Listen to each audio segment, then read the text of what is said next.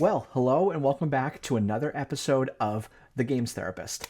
My name is Adam, and I'm a licensed mental health counselor, and I believe that games can be powerful clinical tools when we use them intentionally. Today, we're going to unpack the game Mantis. All right, let's get into it. So, what is Mantis?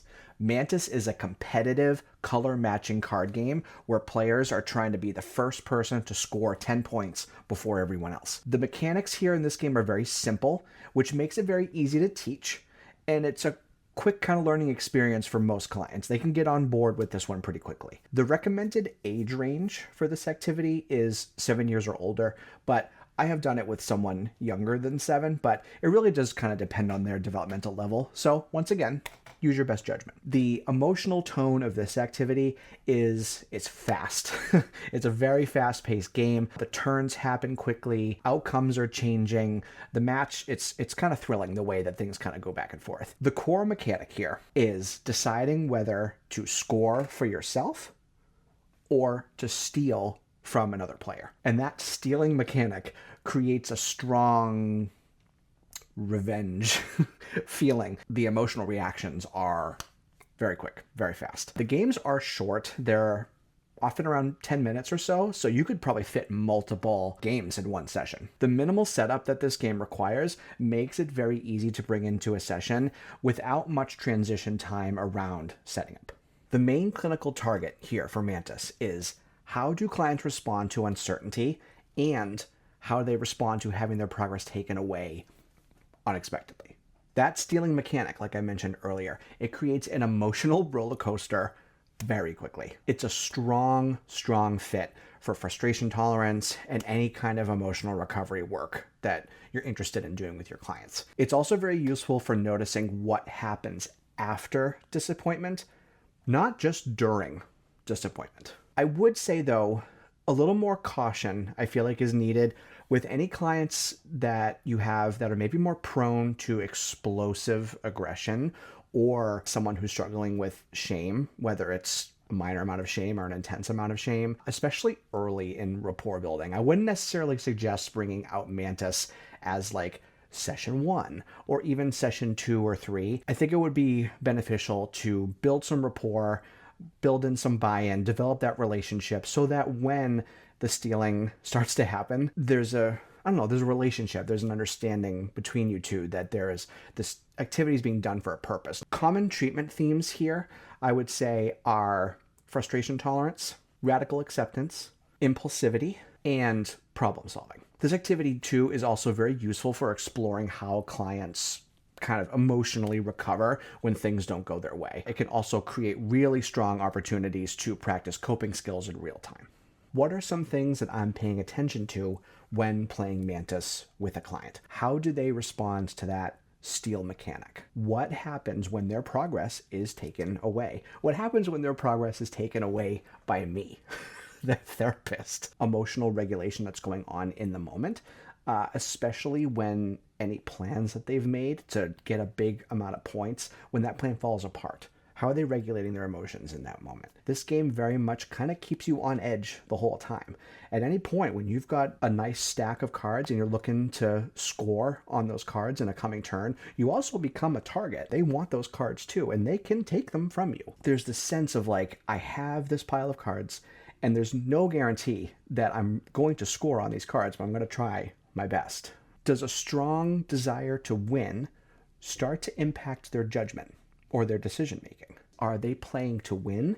Are they playing to connect? Or are they playing to avoid? The answer to any one of these questions is extremely valuable. And one of my favorite things as a therapist that uses board games in play is that I love seeing clients move from using games to win or using games to avoid to start to use games to connect.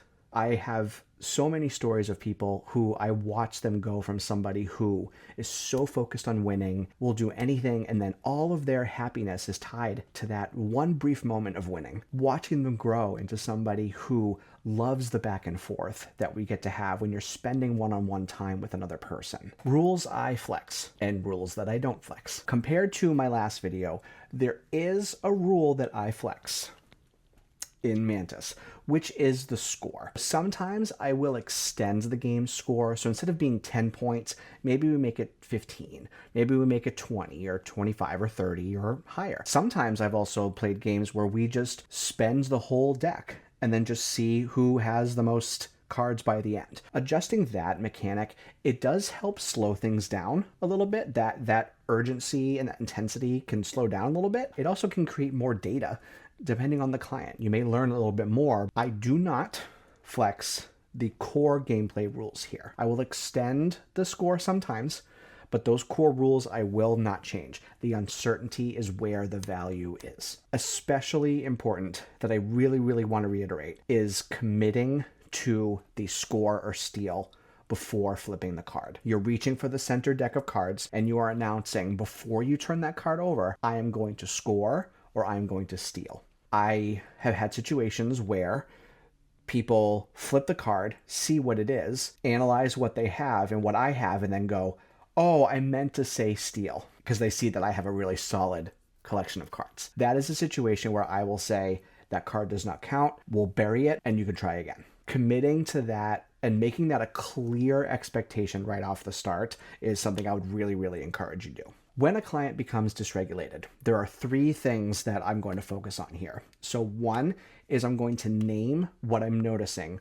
without shaming. I'm going to highlight their effort and the emotion. You worked really hard on that stack. I can see that. You put in a lot of time to make that stack be as high as it could, and then I stole it from you. That must be really frustrating. We're going to focus on recovery, not on prevention. We're going to let the emotion happen, and we're going to support the client's return back to baseline.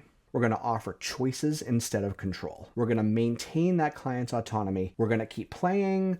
We're going to take a breath. We're going to take a coping skill. All right, we have to talk more about the revenge mechanic. It is hands down the most emotionally activating part of this activity. Many clients, I wager to say all of my clients, have enjoyed stealing until it happens to them. There is a strong, immediate reaction when that role flips. This activity is unique in that along with game stress, we also create interpersonal stress. Someone else directly benefits from your loss in Mantis. Gosh, that is so frustrating. But what a wealth of clinical information that you can get from that mechanic alone. All right, it is time for our therapist verdict. For therapeutic value, I gave Mantis a 5 out of 5. I love this activity.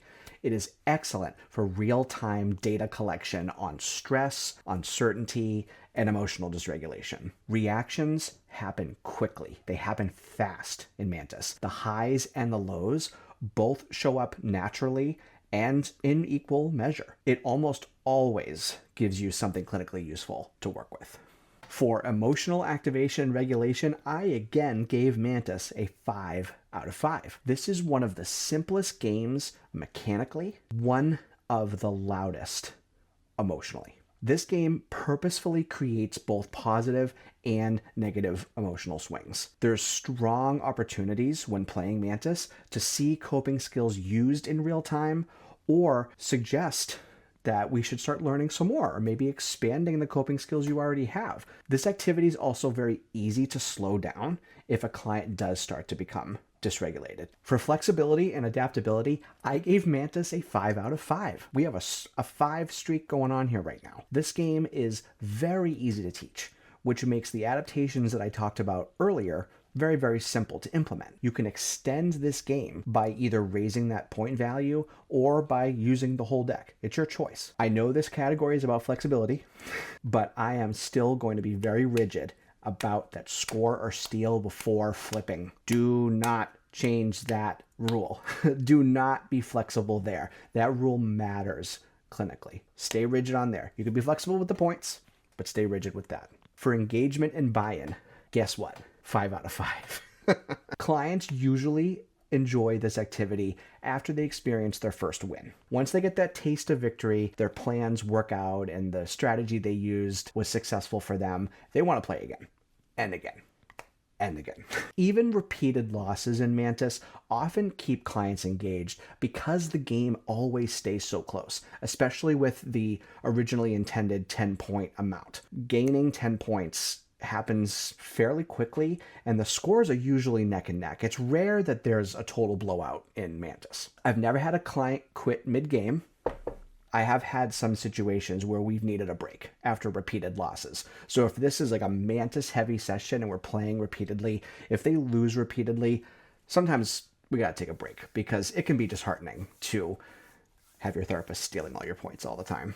For session fit and practicality, I gave this game a 5 out of 5. This game only needs cards and a flat surface. It's just this. Just cards with all these cute little pictures on them.